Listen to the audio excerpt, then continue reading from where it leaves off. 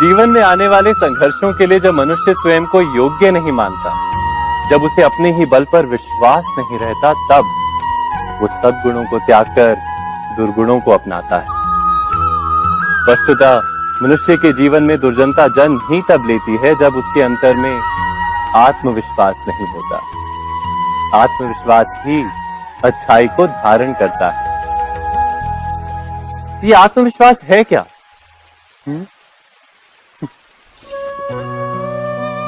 जब मनुष्य ये मानता है कि जीवन का संघर्ष उसे दुर्बल बनाता है, तो उसे अपने ऊपर विश्वास नहीं रहता।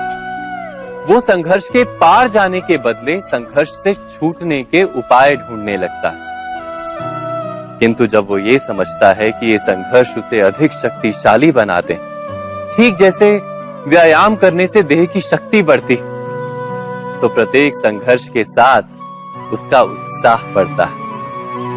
अर्थात आत्मविश्वास और कुछ भी नहीं, मन की स्थिति, जीवन को देखने का दृष्टिकोण मात्र है। और जीवन का दृष्टिकोण तो मनुष्य के अपने वश में होता है। स्वयं विचार कीजिए।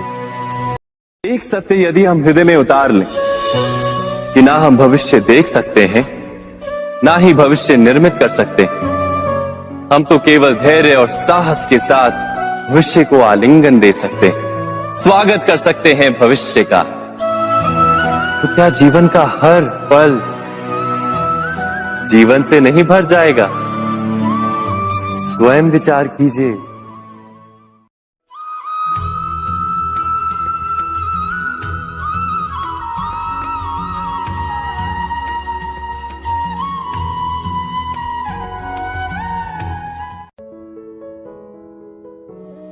आज हम जिस विषय पर बात करेंगे वो है ईर्ष्या।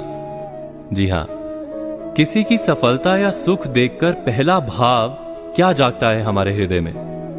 किसी पुरुष को सुंदर पत्नी या किसी स्त्री को सुंदर पति प्राप्त होते हैं, बड़ा वाहन या कोई सम्मान प्राप्त होता है, तब हम अवश्य आनंद तो प्रकट करते हैं। किंतु क्या हृदय नहीं कहता, ये सुख या सफलता अथवा ये वस्तु दूसरे को नहीं मिलती तो हमें सुख होता।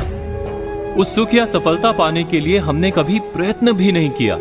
उस वस्तु की इच्छा तो दूर, हमने उस वस्तु का स्वप्न भी नहीं देखा, फिर भी मन ईर्ष्या से भर जाता है। हम दूसरों का दुख देखकर आनंदित होते हैं और दूसरों का सुख देखकर दुखी हो जाते हैं। हम अपना सुख भोगना छोड़ ईर्ष्या के कारण व्यर्थ ही दुख माथे पर उठा लेते हैं।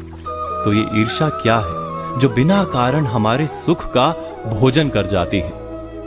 इतना तो हम जान गए कि ईर्ष्या हृदय का गुप्त भाव है। हम लाख समझते हो कि ईर्ष्या उचित नहीं, फिर भी ईर्ष्या जाग जाती है। उसको अंकुश में रखना भी असंभव सा है, क्योंकि निरंतर हृदय में रहती नहीं। ईर्ष्या से छूटने का केवल एक मार्ग है कि ईर्ष्या की जड़ से हम परिचित हो जाएं। इस रोग के लिए समझदारी से उत्तम कोई औषधि नहीं।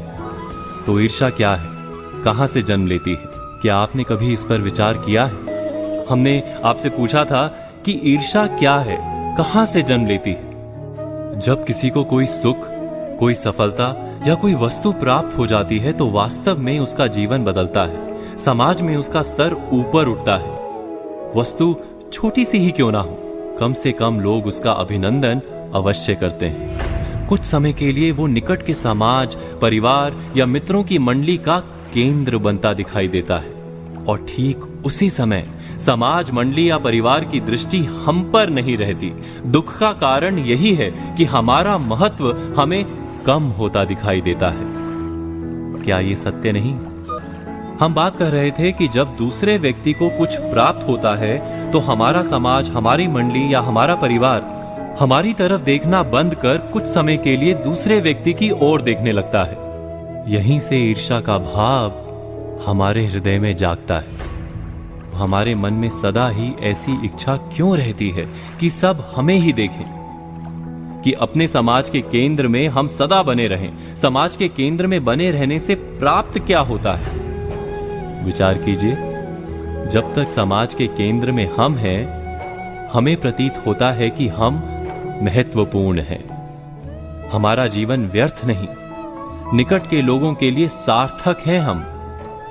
वास्तव में हमारी सार्थकता, हमारा महत्व हम सदा ही दूसरों की दृष्टि से नापते हैं, किंतु समाज की दृष्टि में तो परिवर्तन होना ही है। समाज हमारी ओर देखे वो समाज का उपकार है, हमारा अधिकार नहीं।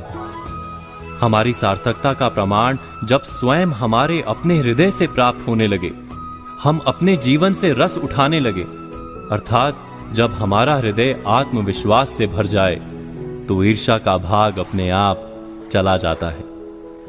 ईर्ष्या वास्तव में कुछ भी नहीं, बस हृदय में आत्मविश्वास के ना होने का प्रमाण भर है।